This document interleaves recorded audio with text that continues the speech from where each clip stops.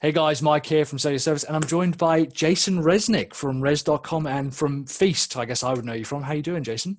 I'm doing great. Thanks, Mike, for having me. Um, I appreciate it. no, thanks for coming on. It was kind of interesting. We've been talking a little bit more this year and kind of a bit more back and forth. And when we were kind of talking about what we want to talk about today, your big kind of message that you want to talk about is achieving goals, setting goals, and realization as well. That's like a big part of it. Could you just explain what you mean by realization? Yeah, I mean, when we all start our own businesses, we don't start it because we want to work more. We want like 10 Yeah. bosses. We don't do it for those reasons, right? Like Yep. there's always some underlying reason. For me, it was really family time. And I didn't know that when I first started this whole thing, like, Yep. out of college and things like that. But I came to realize that I really just wanted, at that time, I wanted time freedom. I just felt like I was an adult. So Yep. if I want to take off on a Tuesday afternoon because it's nice, I don't want to have to ask for permission. Yep. Right? Yeah. Yeah. Yeah. So as I grew up and things, and it became the fact that I wanted to be home, Mm-hmm. my kids' first steps, hear their first words. And that was the realization for me, was that that's my compass. So any That's decision that interesting. I come across, Yeah. or any question that, I have a debate in my own mind about, I just think about that. Like, does it align with that? And that's the realization part of it is yes, money's involved. Yes, the right kind of clients are involved. Yes, you want to help people, but Yeah. ultimately, what's that realization? What do you want out of your life, and what was the reason you started your business in the first place? Yeah. And it's a good point because again, I think it helps with like just decision making in general, right? That's kind of, I think what a lot of people struggle with is when they set these goals, whatever they might be, they then have to say to themselves, well, will this decision take me closer or further away to this goal? And that's the realization part, is actually, oh, I'm physically making decisions to get closer to the thing that I want, right? And in your case, it was a better quality of life. Yeah, absolutely. And goal setting is a funny thing. Like, people like don't want to do goal setting. And I've seen the spectrum. People don't like it. They don't feel that it's helpful to them.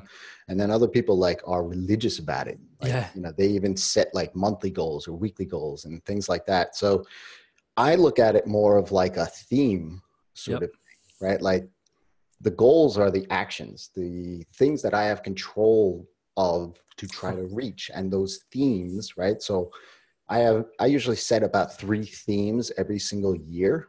Yeah. And the actions and the goals, the milestones, if you will, is what I look at to Mm. strive for, to strive for that align with those themes. So Huh. a case of a theme is really what I'm at, which I found after looking it up, but I didn't realize it was more intentional community, right? So the Okay.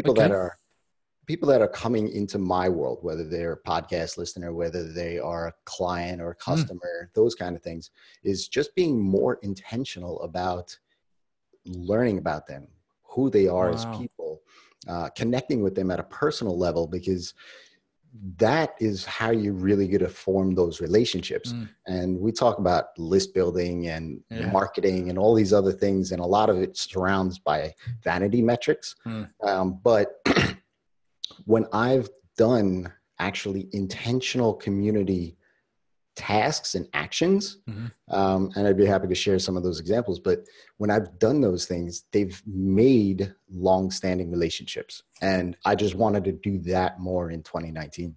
That's interesting. Just talking about that, you said you've got intentional goals for the community building side of it. Talk us through some of them. It's off topic, but I'm fascinated to hear.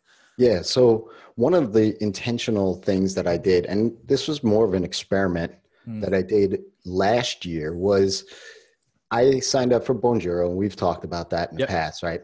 And what I did was I took that whole concept of that Bonjoro has, is where there's a trigger that happens in some system in your business. Mm-hmm. It pings your phone, and you can send a personalized video to that person via email. Yeah. So I said, okay, well, what if I did this on Instagram? Because Huh. Instagram gives you that ability, right? Yeah, it Like, does. Yeah. It alerts you. You could send a video back to the person through DM and all that. And so I just experimented with Instagram, a couple, and it's funny, you look at my feed and you could kind of see what I'm trying, and I'm actually doing another experiment there now. But what I did was in 2018 was I said, okay, anybody who follows me, I'm going to send a personalized video. And it's not scalable, right? Like especially promotions. Sure. But out of that, I've had a couple of podcast guests on. Yeah. I've been a part of their podcast. I've had clients and customers come into my business, and all through just, hey, somebody followed me on That's Instagram, really and I sent that personalized video. And the reception that I got was like, I had somebody in the military say, hey, look, I've been following a lot of business people and nobody's doing this. Yeah. And like that was outstanding. That shows the type of person that you are. And for me, that was like the win for the day. I was like, I just got 2 sentences back in a social media platform just by a simple action. Right. Awesome. And so those are some of the things that I've been really trying to do and connect with people at a deeper level than just, hey, thanks for the follow. Yeah. No, I like that a lot. So what I wanted to talk about today was it's a bit of a specialist area for yourself, is actually specialization. And some people call it niching down. Some people call it focus, or whatever you want, however you want to call that, in the pursuit of realizing your goals. I think one of the things we've talked about is we actually found it easier to reach some of our goals and easier to turn stuff down when we became specialized. It works symbiotically.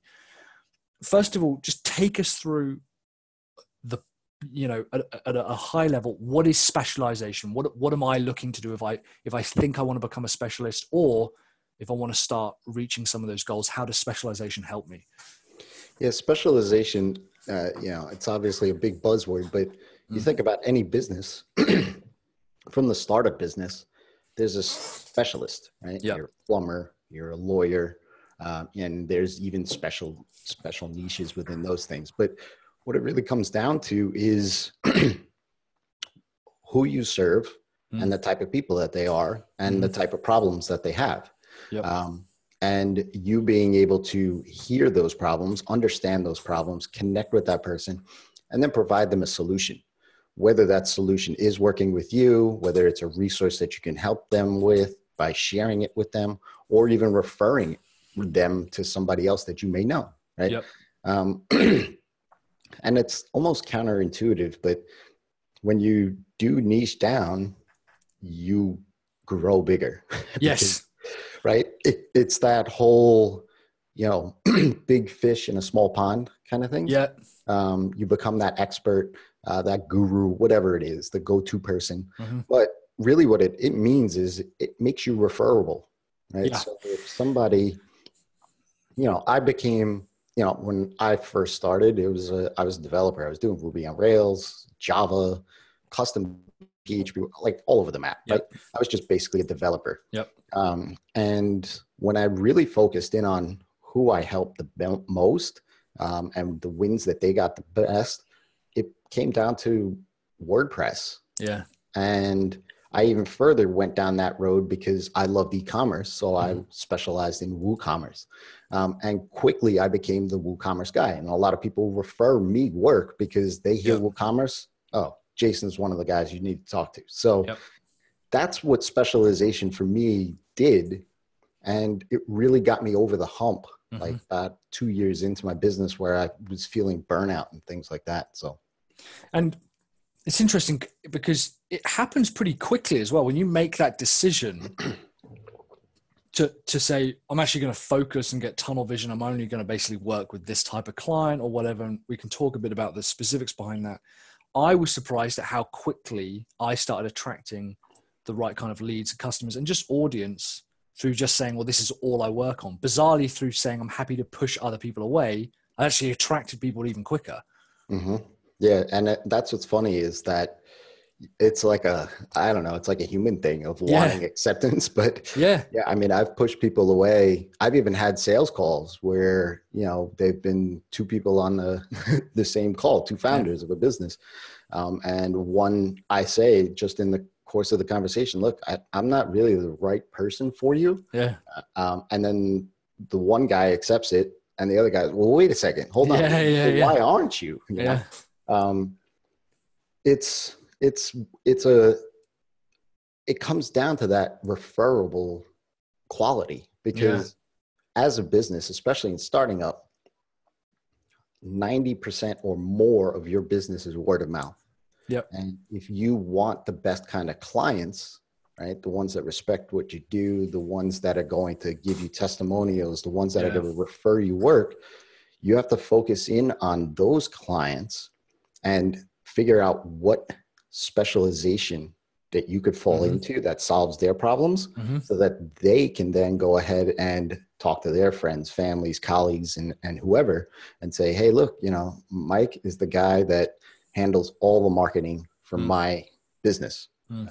And he's done X, Y, and Z, and you need to talk to him. Right. Whereas if you were, you know, the younger Jason, a developer, I would get everything from mobile apps to responsive websites to front page websites, you know, like everything all over the map. So, and a lot of that stuff, I just ate up time because like, I was like, I don't want to do that. Like these are the kind of projects that I don't want to do, but those referable projects that I did want to do, once I specialized my business, it wasn't wasted time anymore. It wasn't wasted cycles. It wasn't, you know, I was able to get out from a lot of the subcontract work that I was doing. Because a lot of that in the beginning, I wasn't a sales guy. I didn't have those systems in place. So I just leveraged the agencies because I came from that world and I knew what their problems were and I could solve their overflow work. But once I specialized, that was my like get out of jail free card to get out from under those agencies. So let's say, and in your case, it's predominantly developers that you, like your audience, but you know, the principles are pretty universal. Let's say that I'm, in the broadest sense of the term, a digital creative, designer, developer, marketer, funnel builder, whatever. What's the first thing that I need to do to start thinking about specializing? I mean, what is that first stage? You know, it's so difficult sometimes because it's usually most people are like, I can't do that. I'm worried that I'm going to lose clients or whatever it is. Like, what practically do I have to do just to start that? Yeah, a lot of it is mindset. Yeah. You know, that whole I am going to leave money on the table kind of thing. And to take it a step deeper than that is somebody's willing to give you a check and you're saying no. Right. So you don't even have that like, hey, somebody emailed me thing. It's like, hey, I'm willing to give you $5,000, $10,000 to do this for me. And you're still saying no. So that's the first, right? That's the first thing. But the practical tactic thing is this sort of framework that I built based off of my own exploration. And when I did this, and I call it the 4 quadrants. And really what it is you just take a piece of paper, you know, fold it in half or draw like a line through each halves vertically and horizontally.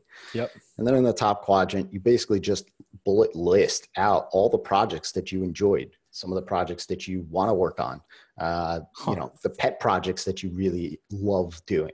And then you do that for about 10 minutes. And you commit to those 10 minutes.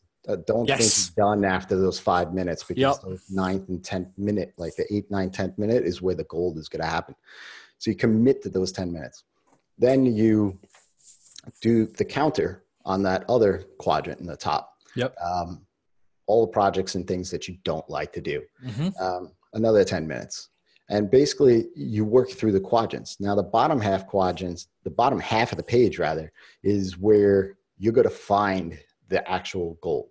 Because what you do is underneath the projects that you listed out, you want to try to find the common elements across all of those projects. That's amazing. It could be industry. It could be the personality of the people that you worked with. It could be the types of projects. It could be the technology, whatever it is. But see if there's a commonality list there. And then you do the counter to that on the other side. And what you actually have on the last quadrant there is your red flags list. Yeah. right? Like you could put that in a project application. You know, if you don't like working with people that have multiple decision makers, Yep. large clients, you know, whatever. Those are easy questions that filter Yeah. up front, up top, before you even get on a call with somebody. So you kind of have that red flag list. Yeah. Now, for me, when I did this, I didn't have this like formalized thing. It was Yeah. more of a like an exploration, um, like over the course of almost a week Yeah. for a number of hours per night on the couch, like researching my notebooks and all that other stuff. Because like I said, I hit burnout, and Mm-hmm. I told my wife, or then fiance, and I had just proposed to her the month prior. Wow. Um, that I was going to go back and work for a full-time job Yep. and give this whole thing up. And she was just like, hey, that's not what you want to do. Yeah. I know that. And you know that. So it was like, I was like, wait a second. What is, she just told me not to go get a job. Yeah. Right? Yeah. Like, and she's the one that's like the level-headed one. Right. Yeah. And Yeah. so for me, it was like, if she believes in me, then I have to believe in myself. So I Yeah. have to really figure out what I'm doing wrong, what I'm doing right. How do I find more of the right and stay away from more of the wrong? And it was basically out of that is this framework. That's the very first step. I put my coaching clients through it. I Mm. talked about it a lot on the podcast. You know, it's something that, you know, even in the Feast community, I've broken that up Yeah. basically into a couple of videos. And that what happens is when you look at that bottom half, disregard the top half once you've done that, but the bottom half page, you're going to look at those things over the course of time and start to read between the lines. Yeah. You know, things like, you know, hey, these are the kinds of personalities I like Yeah. to work with, like people that are into sports or, Yep. you know, like comedy shows. Like you would never really think about that kind Yeah. of thing when you're like in the trenches. People that have the same, you know, beliefs that you have, same type of, you know, charitable organizations that you align yourself with. You know, you find these weird things, Yeah. and sometimes that's like, hey, then I just need to go to those areas Yeah. to find more of those clients. Yeah. Right. And that's when you start to feel like specialization starts to happen. You could start productized services. You can, I mean, the ball just really rolls Yeah. over that hill, so to speak. And you really start to, you know, kind of craft that, you know, unique value proposition, elevator pitch, whatever it Yeah. is, because you say, I help X do Y by Z. Yeah. Right. And you fill in the blanks there. And that's really that first initial step is really exploring what it is that you do, who you enjoy, who you don't enjoy, you know, and you think about like things like when you do this, like, why was the project so successful? Why was the Yeah. project not successful? Was it my fault? Was it their fault? Was it a combination of the two? You know, one of the funniest metrics that I've ever heard anybody talk about in the sales process Yeah. to figure out if it was a fit is Curtis McHale. He's a developer, WordPress developer. Yeah. And he says that on a sales call, if they don't laugh at least 3 times, he doesn't work with them.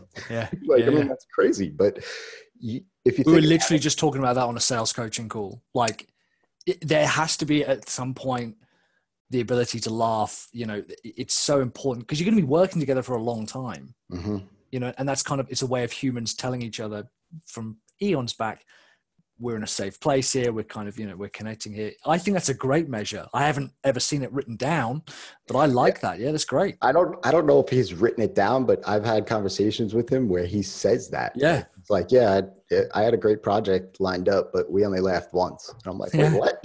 Wow. Yeah, that's great. But I mean, it makes total sense because I've had those relationships where even just on a call, like a you know, project call, you're just like, you're stepping on each other's toes. Yep. You're like stepping over each other. Like you don't know if they're receiving what you're here, you know, suggesting. Like it just, you need that personality mesh in order to have a successful project. No, that's, I like that a lot. This kind of seems like a good point to just, I want to bring it back to where Res and comes from and where feast comes from and how you kind of started. Because, we've talked about this and we've both gone through, I think everyone does go through processes where you're just like, this isn't worth it. I'm getting a job, and then you kind of find it again and you fall out of love with it. The first question I've got to ask, why 3 Zs in res.com? Well, I am a developer, Yep. right? Like that's like inbred in me. Yeah. Which basically really, like, if you take a step back, it just means I'm lazy. Right? Yeah. And so what that 3 Z's really comes from back when I played video games, like, and now I'm talking like the 90s, right? Mid 90s, late 90s, even early 2000s. My nickname was always Rez because my last name was Resnick. Resnick, sure. And so what happened was I always took 2 Z's in any video game handle, right? And a new video game came out. I tried to type Rez with 2 Z's in there. It was taken. Taken, man. And I was like, wait, what? How's that possible, right? It's mine. All right. I don't know what another name. I'm just going to keep adding Z's until that's hilarious. And so I added a 3rd Z. That was fine. And then when I bought the domain name, like I was in college and I was making, it was back like, websites weren't even really a thing. It was the advent of the internet as we know it. I was just making animated GIFs on a page with a clock and like a reflection pool or whatever. And I didn't want a domain name. So I just put res.com. And I've had that forever. And people are like, how do you have a 5-letter domain name? You can't find that anymore. And like, I don't know, because I was lazy and that just carried through the rest of my life. That's awesome. I like that a lot. Yeah, that's cool. All right. Well, that's that great mystery solved. Because I was looking at it, I was like, there's something behind that. It's so specific. Like it's not. So yeah, all right, that's great. So okay, let's kind of go back to that. Did you do development at college or uni? Like you said, it was kind of something that wasn't really even a thing back then. And then how have you managed to get into essentially what is now a lot more of the coaching and the motivational stuff behind running a business? Yeah, that's a big jump. Take us through that journey. Yeah. So I always loved computers, development, that kind of thing, software really. Yeah. And so I skipped out on my economics classes to learn how to write a web page from my friend. Awesome. Now, I'm not suggesting anybody skip out on classes, especially in college where you're paying for it. Yeah. But that's what I did. It was the most boring class to me. And it was a long distance class. So like, a kid late 20, like watching a 3-hour lecture on a big screen is not something I want to be doing. So I went up to the computer lab for my next class and my friend taught me HTML over email. And so that's the genesis of it. And so, the browser wars, I did some internships, like, all of that kind of thing. And I always stuck with it. And I always loved the back end portion of it. Mm-hmm. I worked for companies that, were consultant firms where we worked with a ton of different clients. I fell in love with e-commerce, just that whole industry, pre-Amazon, post-Amazon, all of that. And for me, it was a lot of the human psychology of e-commerce that I really fell in love with. Interesting. Just to be able to, position things and use colors and psychology points and all of these other kind of things.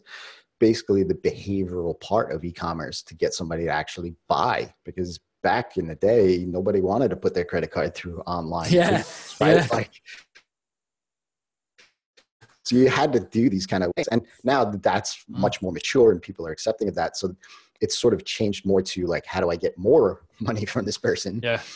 So that was where I fell in love with. And then when I started my own, like I said, I always wanted my own business. I always wanted that time freedom. And I knew that early teens, like way early. I was a stock boy in a fabric store when I realized that, right? Yeah. And so I knew that I wasn't meant for sitting in a cube.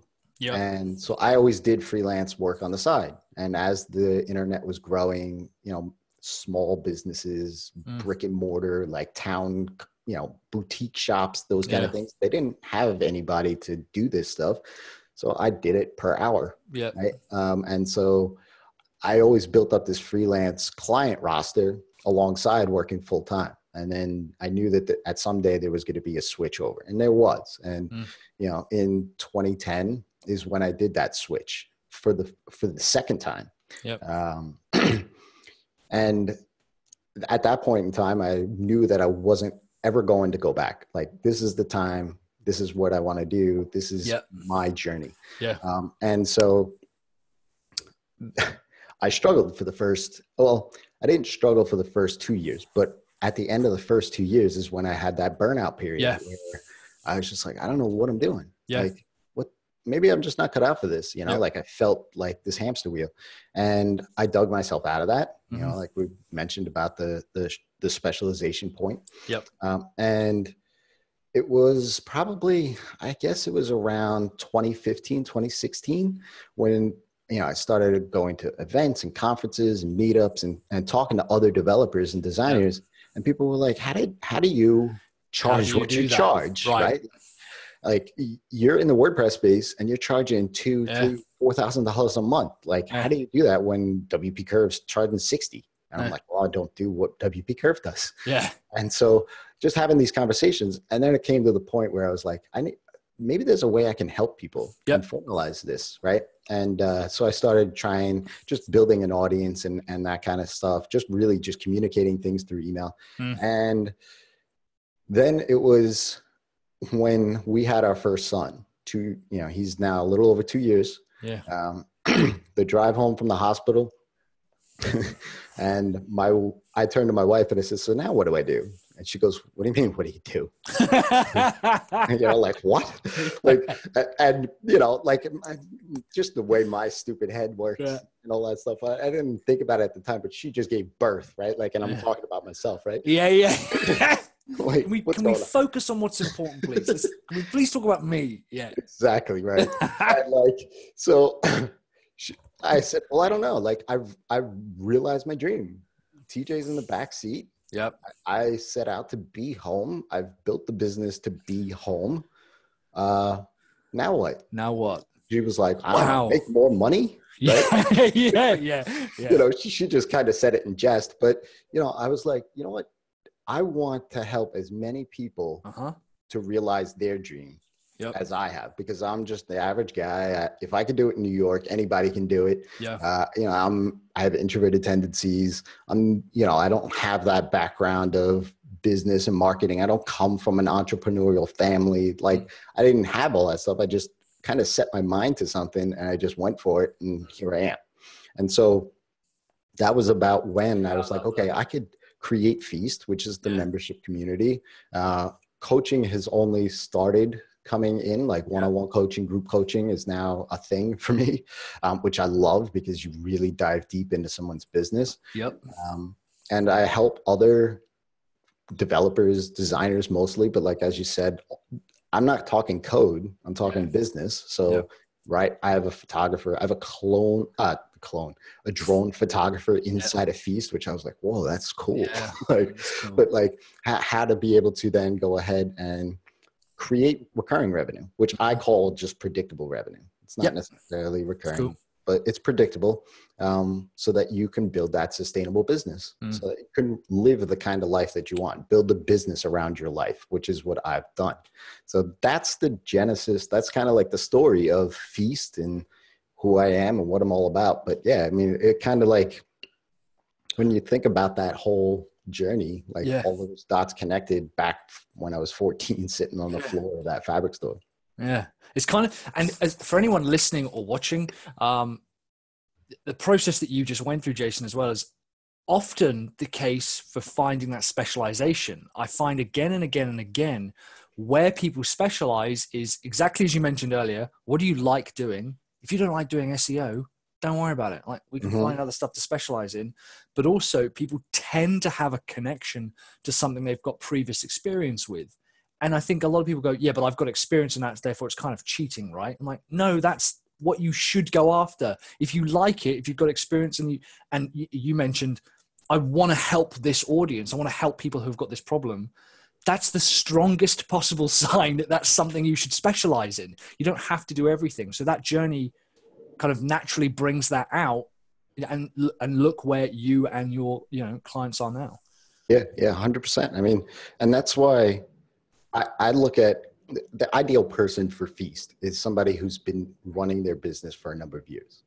When I surveyed Yep. my list a while back, most of my audience had been in business for 5+ years, which I didn't really think about because I was putting out a lot of beginner kind of content that I wish I had read. Yeah. But I shifted once I did that because yeah, it makes sense because I'm only a few steps ahead of these people. Yeah. And they're just trying to figure out where they should have went right when they turned left, right? Yep. And try to figure out and unravel that and get back to that fork in the road, so to speak. And that's what we talked about, turning people down. Yeah. And it's funny because some people land on the Feast sales page, and I had a chat widget there for a while, and people would hit me up like, is this going to get me a client? Like, yeah, it'll build you that foundation, but it's not going to get you a client tomorrow. Like, just, don't stop talking to me and go talk to potential clients. Right? We've said this several times on calls, and we like, and it's just funny. And then they pop into the Feast, right? Yeah. Like they want to know what's behind the door. So it's funny though, like knowing exactly who you can help. And I speak developer, designers, kind of close there, but like drone photographer, I know nothing about drones. I know nothing about photography, and combine the two, I know even less, right? But like he just wanted to figure out how to build a sustainable business, and the processes and methods and everything else, how to price, how to figure out your niche, how to figure out your specialty, if you will. All of that stuff is the same across the board, especially at this stage in your career. Yeah. And we see that a lot in our businesses as well. And I think a big part of it as well is, like personally who you connect with. Like some people are just, and this is something as well, I think you have to accept that some people are going to want to work with you and some people aren't. This is when you specialize, and okay, like some will, some won't, it's not, don't take it personally. Right. Like, that's just part of it. Jason, man, I could listen to you talk for hours. It's just part of it, I think, is because you've got actual experience. I'm getting kind of sick of the 25-year-olds on fucking whatever it's called, Inc. and Entrepreneur and shit, telling me about all this stuff. I'm like, you haven't been punched in the face yet. Like, right. You've yet to see an economy collapse or something genuinely happen that tests your business. And it's good to kind of hear from people who have made this transition. So I appreciate that. How can people reach out? Because you've got the podcast as well, of course. But how can people reach out to you and get hold of you? Yeah. 2 ways. One, find me on Twitter. I'm Rez with 3 Z's. Of course. Or on res.com. I mean, I talk mostly with my email list. So if you really want the inside scoop as early as possible, that's the best place. And you can find that right there. Or just once you go to the webpage, you'll find the podcast links there and you could grab a listen. And if it resonates with you, awesome. Check it out. Well, the emails.